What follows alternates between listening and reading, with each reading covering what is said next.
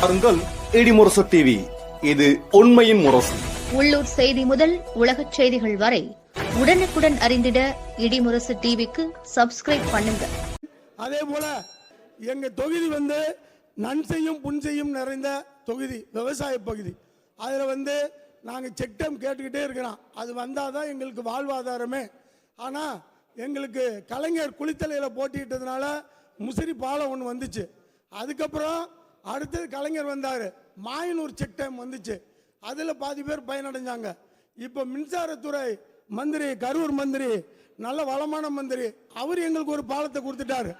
வளமான இந்த தமிழ்நாட்டை விட்டுட்டு நம்ம ஏன் போய் வெளியில் போய் கையேந்தின. அதனால் நீர்வளத்துறை அமைச்சர்கிட்ட சொல்லி கொல்லிமலை தண்ணி எங்கள் முசிறிக்கு வரும்.